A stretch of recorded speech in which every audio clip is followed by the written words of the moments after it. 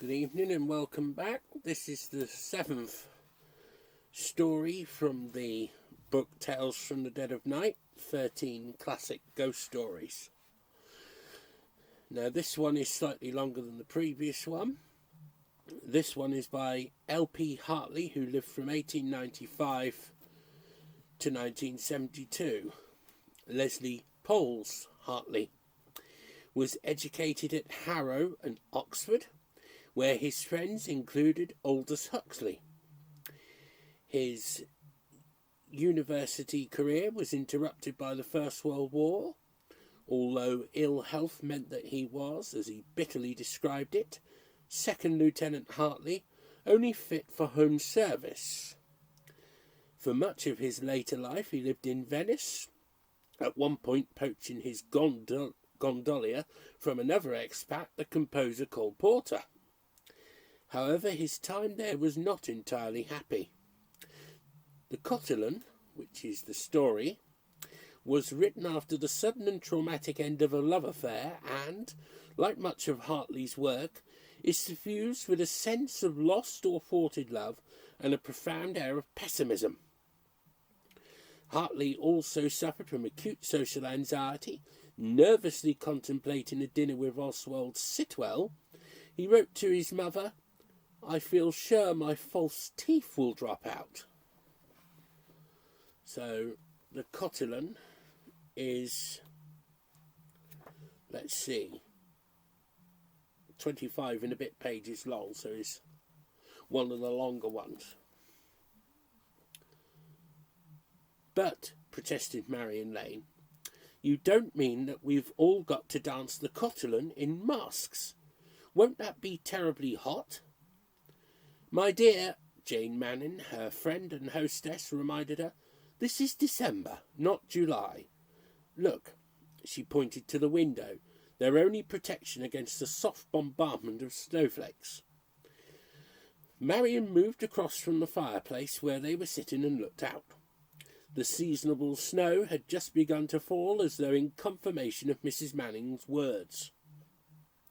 Here and there the gravel still showed black under its powdery coating, and on the wing of the house which faced east the shiny foliage of the magnolia, pitted with pockets of snow, seemed nearly black too.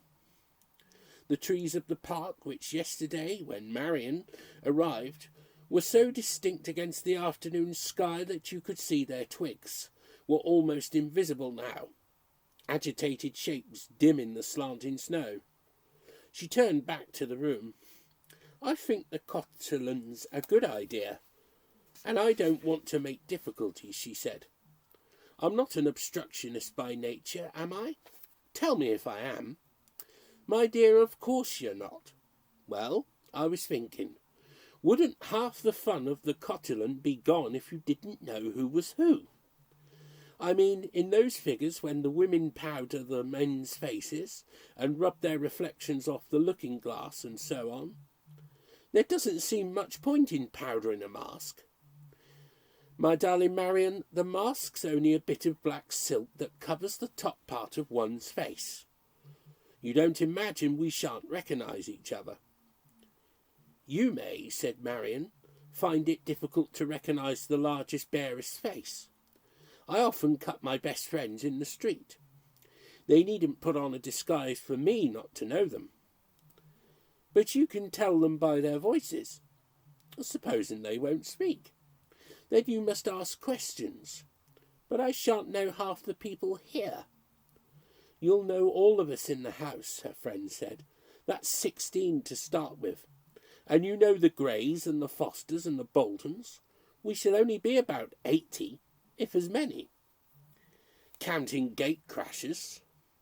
"There won't be any. But how will you be able to tell if they wear masks?" "I shall know the exact numbers, for one thing, and for another, at midnight, when the Cotillon stops, everyone can take their masks off. Must, in fact." "I see." The room was suddenly filled with light. A servant had come in to draw the curtains. They sat in silence until he had finished the last of the windows. There were 5 of them in a row. "I'd forgotten how long this room was," Marion said. You'll have the Cotillon here, I suppose.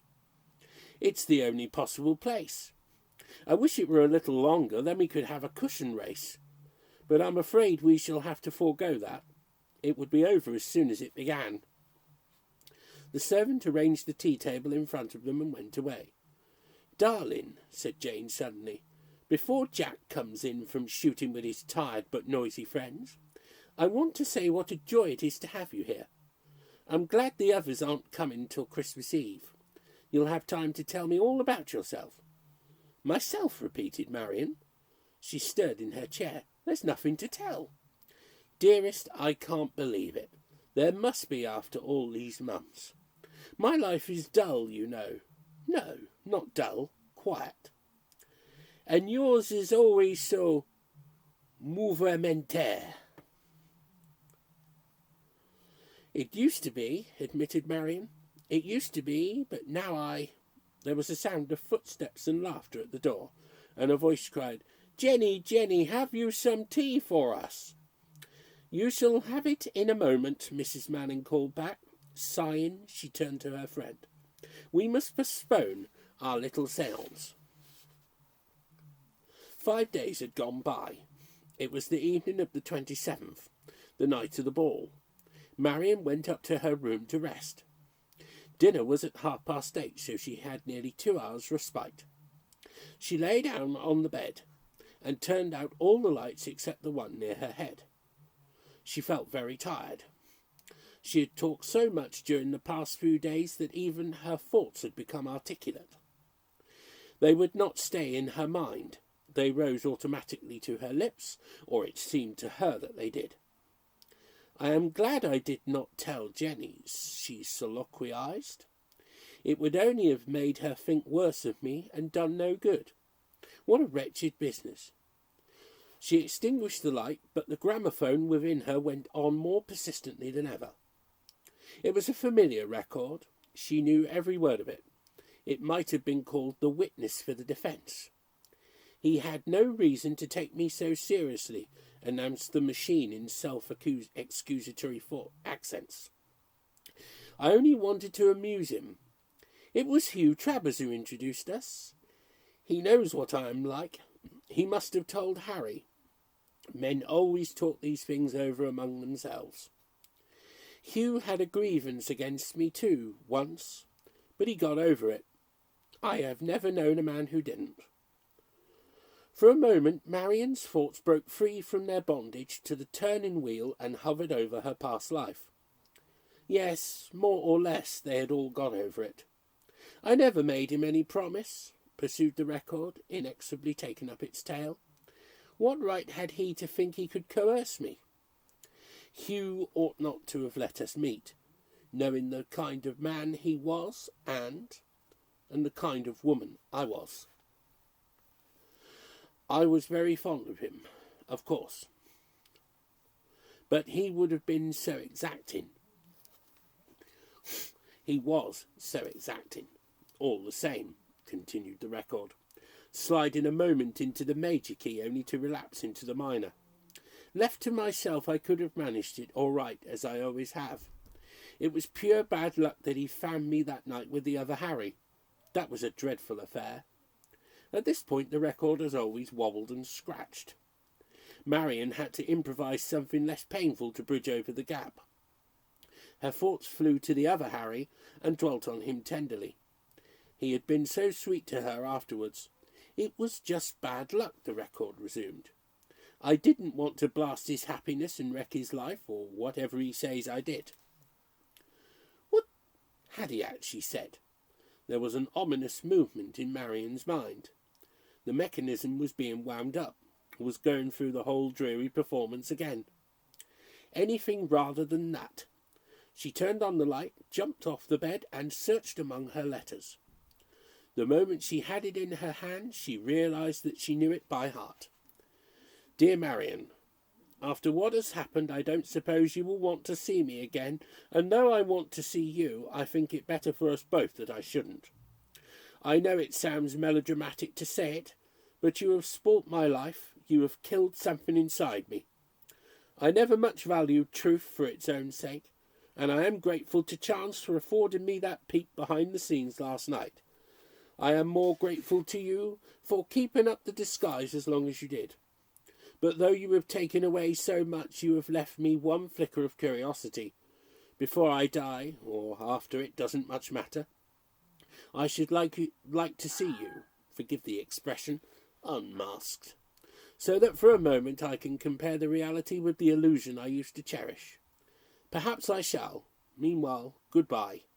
Yours once, and in a sense still yours, Henry Chichester. Marian's eyes slid from the letter to the chair beside her where lay mask and domino ready to put on. She did not feel the irony of their presence. She did not think about them. She was experiencing an immense relief, a relief that always came after reading Harry's letter. When she thought about it, it appalled her. When she read it, it seemed much less hostile, flattering almost, a testimonial from a wounded and disappointed but still adoring man. She lay down again, and in a moment was asleep. Soon after 10 o'clock, the gentleman followed the ladies into the long drawing-room. It looked unfamiliar even to Jack Manning, stripped of furniture except for a thin lining of gilt chairs. So far everything had gone off splendidly. Dinner, augmented by the presence of half a dozen neighbours, had been a great success, but now everyone, including the host and hostess, was a little uncertain what to do next. The 0 hour was approaching. The Cotillon was supposed to start at 11 and go on till 12, when the serious dancing would begin. But guests motoring from a distance might arrive at any time. It would spoil the fun of the thing to let the masked and the unmasked meet before the Cotillon started. But how could they be kept apart? To preserve the illusion of secrecy, Mrs. Manning had asked them to announce themselves at the head of the staircase, in tones sufficiently discreet to be heard by her alone.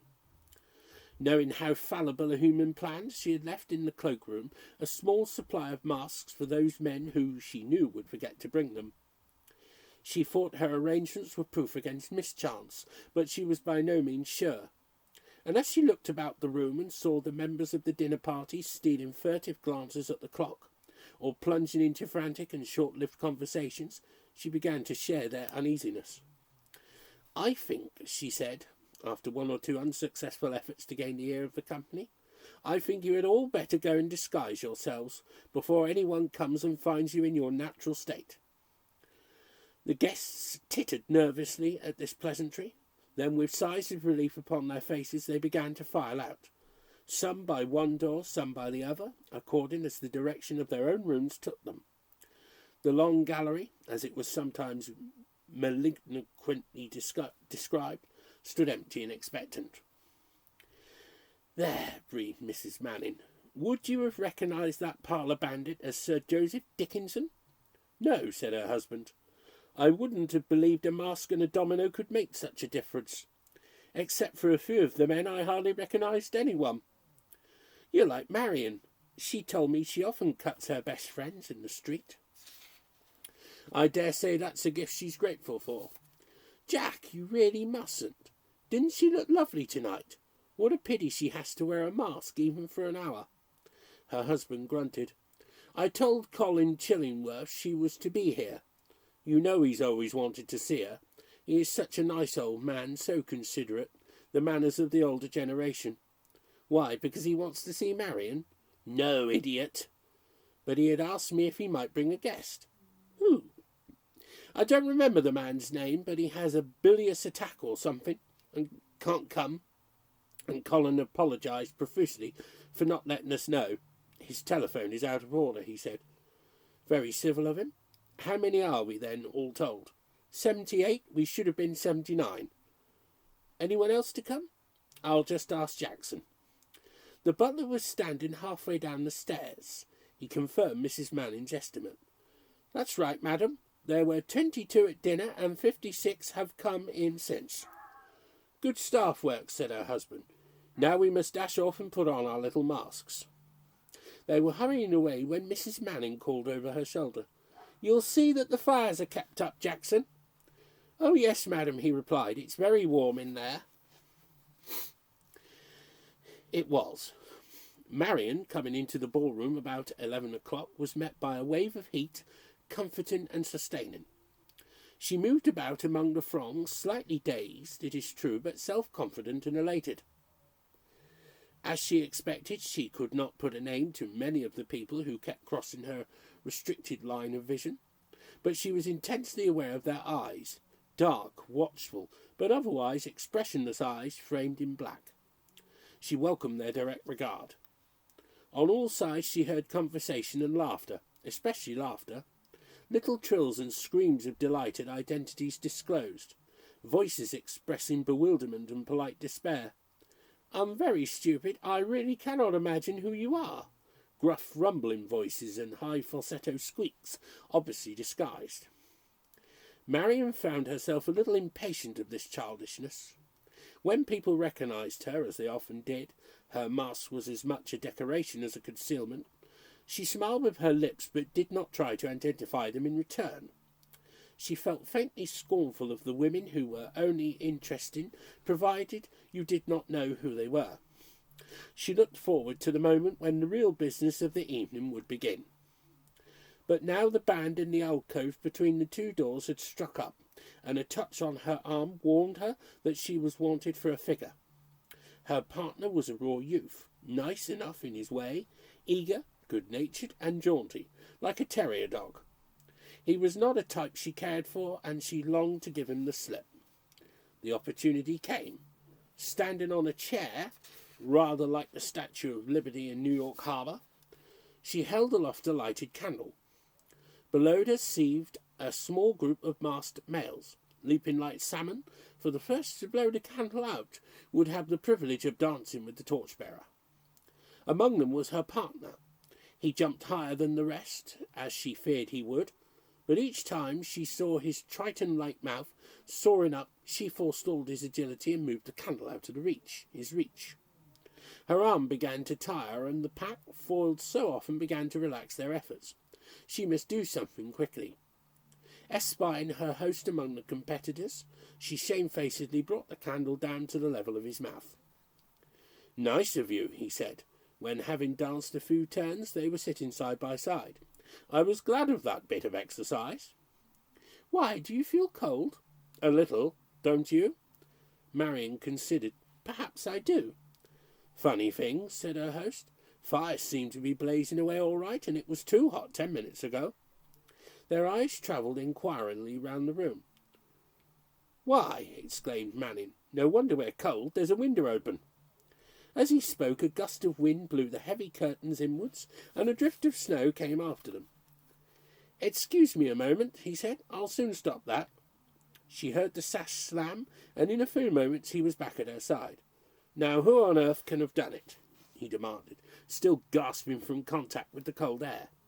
The window was wide open. "Wide enough to let anyone in?" "Quite."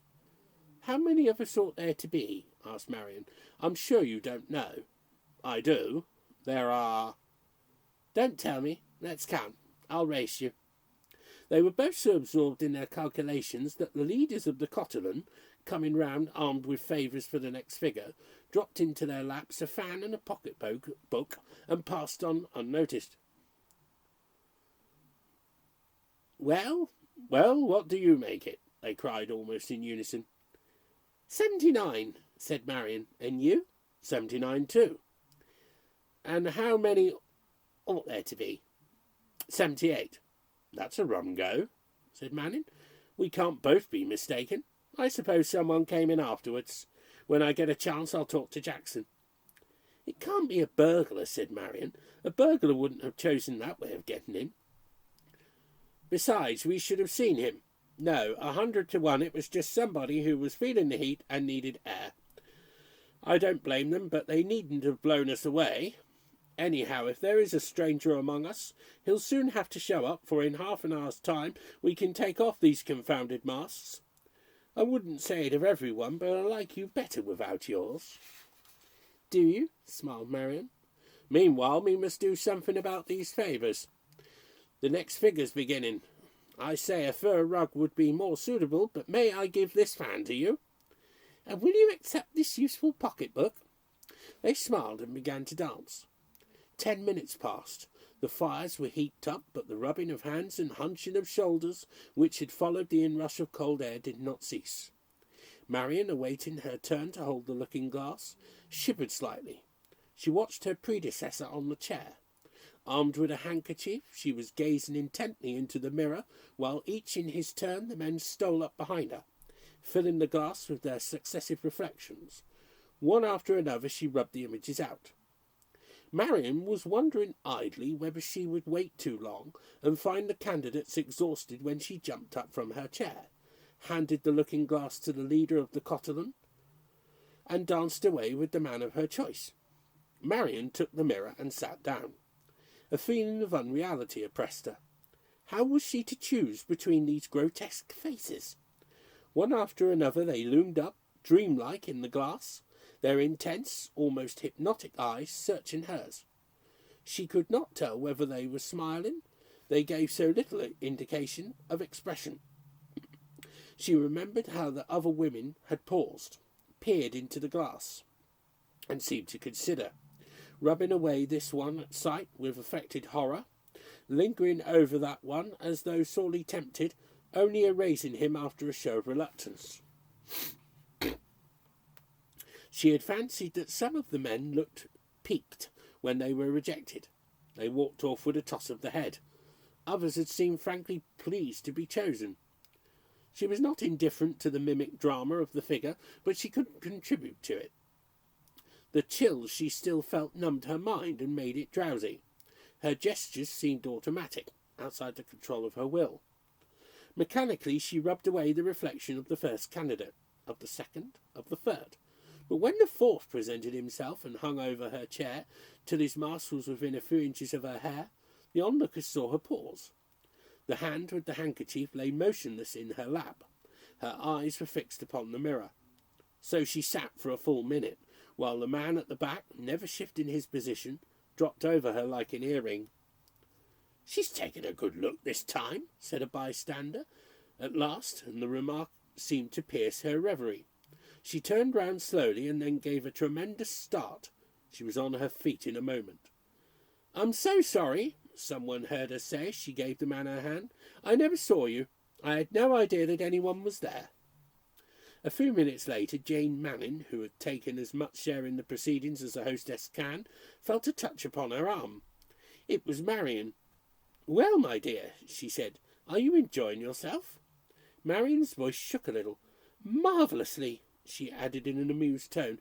"Queer fellow I got hold of just now." "Queer looking? Do you mean?" "Really, I don't know.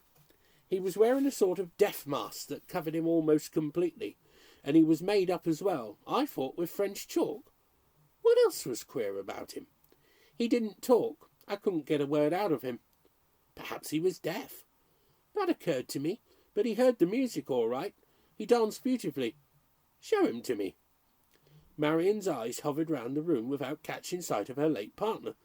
"He doesn't seem to be here." "Perhaps he's our uninvited guest," said Jane, laughing. "Jack told me there was an extra person who couldn't be accounted for. Now, darling, you mustn't miss this figure. It's the most amusing of them all.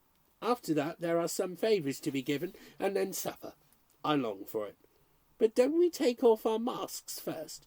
"Yes, of course. I'd forgotten that." The figure described by Mrs. Manning as being the most amusing of all would have been much more amusing, Marion thought, if they had played it without masks. If the dancers did not recognise each other, it lost a great deal of its point. Its success depended on surprise. A space had been cleared in the middle of the room, an oblong space like a badminton court, divided into two, not by a net, but by a large white sheet supported at either end by the leaders of the Cotillon, and held nearly at arm's length above their heads. On one side were grouped the men, on the other the women, theoretically invisible to each other.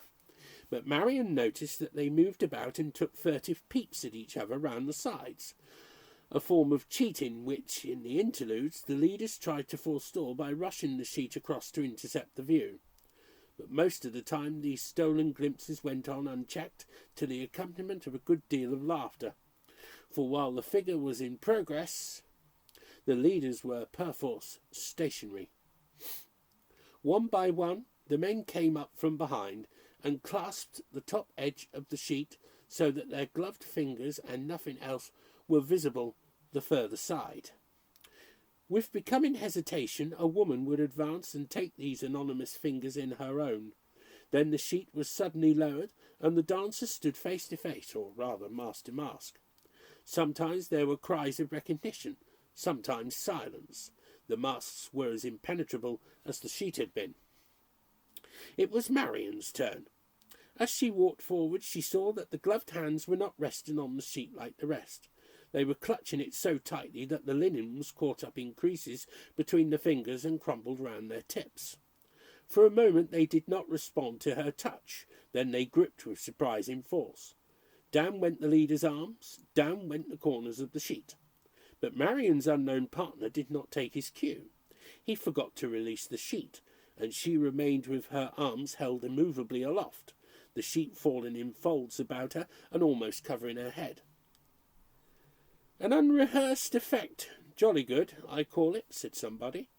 At last, in response to playful tugs and twitches from the leaders, the man let the sheet go and discovered himself to the humiliated Marian. It was her partner of the previous figure, that uncommunicative man. His hands that still held hers felt cold through their kid covering. "Oh," she cried, "I can't understand it. I feel so cold. Let's dance." They danced for a little and then sat down. Marian felt chillier than ever, and she heard her neighbours on either side complaining of the temperature. Suddenly she made a decision and rose to her feet. "Do take me somewhere where it's warmer," she said. "I'm perished here." The man led the way out of the ballroom, through the ante-room at the end where one or two couples were sitting, across the corridor into a little room where a good fire was burning, throwing every now and then a ruddy gleam on china ornaments and silver photograph frames. It was Mrs. Manning's sitting room. "We don't need a light, do we?" said her companion. "Let's sit as we are." It was the first time he had volunteered a remark. His voice was somehow familiar to Marian, yet she couldn't place it. It had an alien quality that made it unrecognisable, like one's own dress worn by someone else. "With pleasure," she said, "but we mustn't stay long, must we? It's only a few minutes to 12. Can we hear the music from here?" They sat in silence, listening. There was no sound. "Don't think me fussy," Marian said.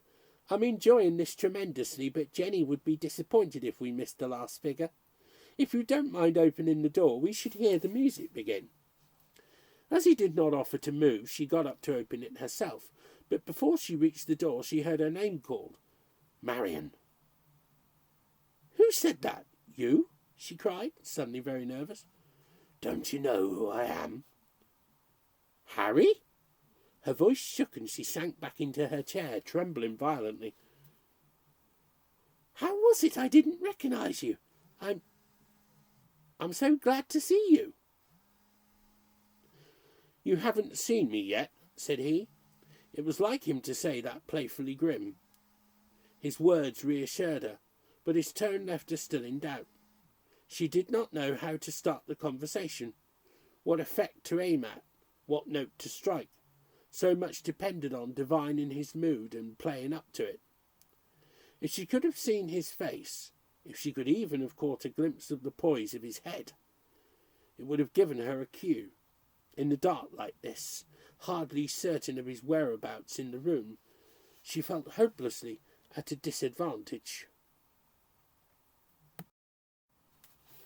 "It was nice of you to come and see me, if you did come to see me," she ventured at last. "I heard you were to be here." Again that non-committal tone. Trying to probe him, she said, "Would you have come otherwise? It's rather a childish entertainment, isn't it?" "I should have come," he answered, "but it would have been in a different spirit." She could make nothing of this. "I didn't know the Mannings were friends of yours," she told him. "He's rather a dear, married to a dull woman, if I must be really truthful." "I don't know them," said he. "Then you gate-crashed?" "I suppose I did." I take that as a compliment, said Marion after a pause. But forgive me, I must be very slow. I don't understand. You said you were coming in any case. Some friends of mine called Chillingworth offered to bring me. How lucky I was. So you came with them? Not with them. After them. How odd. Wasn't there room for you in their car? How did you get here so quickly? The dead travel fast. His irony baffled her, but her thoughts flew to his letter in which he accused her of having killed something in him. He must be referring to that. Darling Hal, she said, believe me, I'm sorry to have hurt you. What can I do to... There was a sound of voices calling, and her attention thus awakened caught the strains of music, muffled and remote. They want us for the next figure. We must go, she cried, thankful that the difficult interview was nearly over. She was colder than ever, and could hardly keep her teeth from chattering audibly. What is the next figure? He asked, without appearing to move. Oh, you know, we've had it before. We give each other favours, then we unmask ourselves. Hal, we really ought to go. Listen, isn't that midnight beginning to strike? Unable to control her agitation, aggravated by the strain of the encounter, the deadly sensation of cold within her, and a presentiment of disaster for which she could not account, she rushed towards the door, and her outstretched left hand, finding the switch, flooded the room with light. Mechanically she turned her head to the room. It was empty. Bewildered, she looked back over her left shoulder, and there within a foot of her stood Harry Chichester, his arms stretched across the door. Harry, she cried, don't be silly. Come out or let me out. You must give me a favour first, he said sombrely. Of course I will, but I haven't got one here. I thought you always had favours to give away. Harry, what do you mean? You came unprovided. She was silent. I did not. I have something here to give you, a small token, only I must have a quid pro quo. He's mad, thought Marion. I must humour him as far as I can. Very well, she said, looking around the room. Jenny would forgive her. It was an emergency. May I give you this silver pencil? He shook his head. Or this little vase. Still he refused. Or this calendar.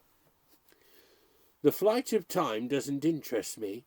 Then what can I tempt you with? Something that is really your own. A kiss. My dear, said Marion, trembling, you needn't have asked for it. Thank you, he said. And to prove I don't want something for nothing, here is your favour. He felt in his pocket. Marion saw a dark silvery gleam. She held her hand out for the gift. It was a revolver. What am I to do with this? She asked.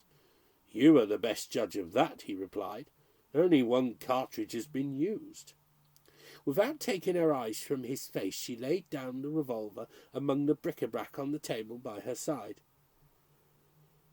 And now your gift to me. But what about our masks? Said Marion. Take yours off, he commanded. Mine doesn't matter, said Marion, removing as she spoke the silken visor, but you are wearing an entirely false face. Do you know why? He asked, gazing at her fixedly through the slits in the mask. She didn't answer. I was always an empty-headed fellow, he went on, tapping the wax covering with his gloved forefinger so that it gave out a wooden hollow sound. There's nothing much behind this. No brains to speak of. I mean, less than I used to have, in fact. Marion stared at him in horror. Would you like to see? Would you like to look right into my mind? No, no, she cried wildly. But I think you ought to, he said, coming a step nearer and raising his hands to his head. Have you seen Marion? Said Jane Manning to her husband. I've a notion she hasn't been enjoying herself. This was in a sense her party, you know. We made a mistake to give her Tommy Carder as a partner. He doesn't carry heavy enough guns for her. Why, does she want shooting? Inquired her husband. Idiot. But I could see they didn't get on. I wonder where she's got to. I'm afraid she may be bored. Perhaps she's having a quiet talk with a howitzer. her husband suggested. Jane ignored him. Darling, it's nearly 12. Run into the anteroom and fetch her. I don't want her to miss the final figure. In a few seconds he returned. Not there, he said. Not there, my child. Sunk by a 12-inch shell, probably. She may be sitting out in the corridor. Hardly, after a direct hit. Well, look. They went away and returned with blank faces. The guests were standing about talking. The members of the band, their hands ready on their instruments, looked up inquiringly. We shall have to begin without her, Mrs. Manningley reluctantly decided. We shan't have time to finish as it is. The hands of the clock showed 5 minutes to 12. The band played as though inspired, and many said afterwards that the Cotillon never got really going, properly warmed up till those last 5 minutes. All the fun of the evening seemed to come to a head, as though the spirit of the dance, mistrustful of its latter-day devotees, had withheld its benison till the final moments. Everyone was too excited to notice, as they whirled past, that the butler was standing in one of the doorways with a white and anxious face.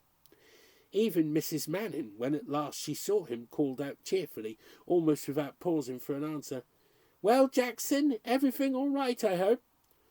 "Can I speak to you a moment, madam?" he said. "Or perhaps Mr. Manning would be better." Mrs. Manning's heart sank. Did he want to leave? "Oh, I expect I shall do, shan't I? I hope it's nothing serious."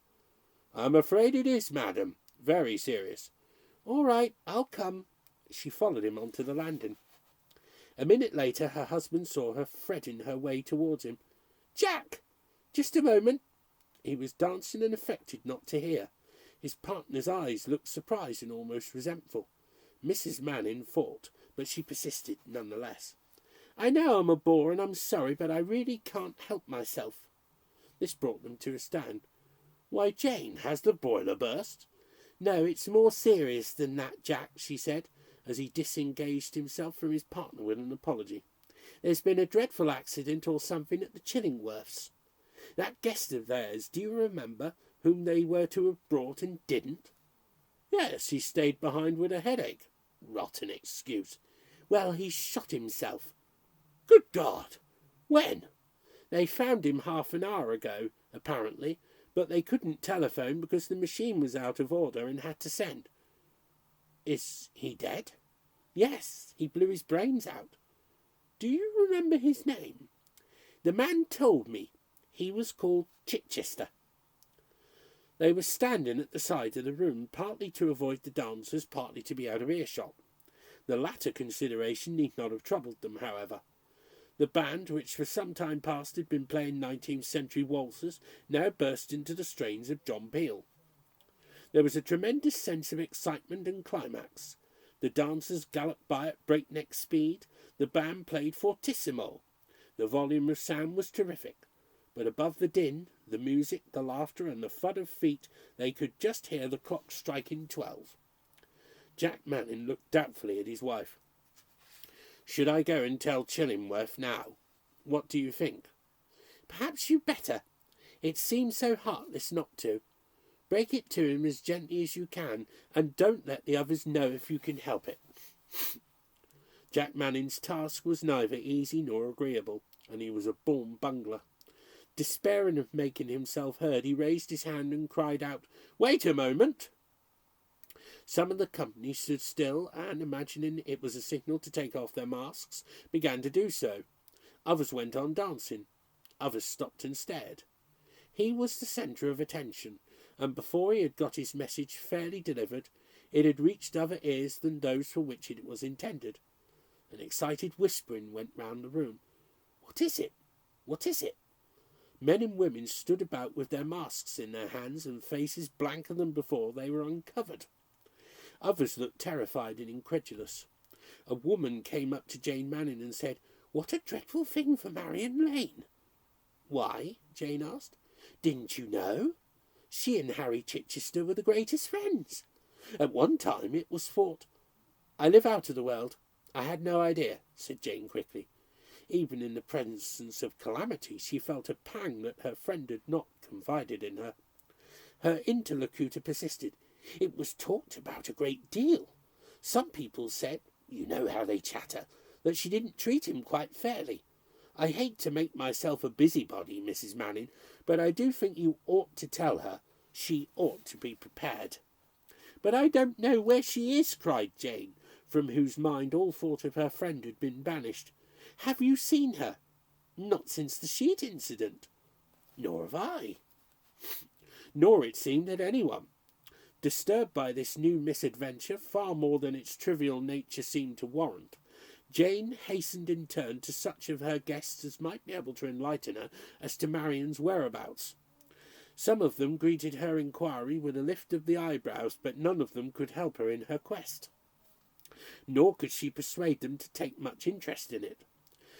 They seemed to have forgotten that they were at a party and owed a duty of responsiveness to their hostess. Their eyes did not light up when she came near. One and all they were discussing the suicide and suggesting its possible motive. The room rustled with their whispering, with the soft hissing sound of Chichester and the succeeding hush, which was meant to stifle but only multiplied and prolonged it. Jane felt that she must scream. All at once there was silence. Had she screamed? No, for the noise they had all heard came from somewhere inside the house. The room seemed to hold its breath. There it was again, and coming closer, a cry, a shriek, the shrill tones of terror alternating in a dreadful rhythm with a throaty, choking sound like whooping cough. No one could have recognised it as Marian Lane's voice, and few could have told for Marian Lane the dishevelled figure, mask in hand, that lurched through the ballroom doorway, and with quick stumbling steps, before which the onlookers fell back, zigzagged into the middle of the room. "Stop him!" she gasped. "Don't let him do it!" Jane Manning ran to her. "Dearest, what is it?" "It's Harry Chichester," sobbed Marian, her head rolling about on her shoulders as if it had come loose. "He's in there. He wants to take his mask off, but I can't bear it. It would be awful. Oh, do take him away." "Where is he?" someone asked. "Oh, I don't know. In Jane's sitting room, I think. He wouldn't let me go. He's so cold, so dreadfully cold." "Look after her, Jane," said Jack Manning. "Get her out of here." "Anyone coming with me?" he asked, looking round. "I'm going to investigate." Marian caught the last words. "Don't go," she implored. "He'll hurt you." But her voice was drowned in the scurry and stampede of feet. The whole company was following their host. In a few moments the ballroom was empty. 5 minutes later there were voices in the anteroom. It was Manning leading back his troops. "Barring, of course, the revolver," he was saying, "and the few things that had been knocked over and those scratches on the door, there wasn't a trace. Hello," he added, crossing the threshold. "What's this?" The ballroom window was open again. The curtains fluttered wildly inwards. On the boards lay a patch of nearly melted snow. Jack Manning walked up to it. Just within the further edge, near the window, was a kind of smear, darker than the toffee-coloured mess around it, and roughly oval in shape. "Do you think that's a footmark?" he asked of the company in general. No one could say.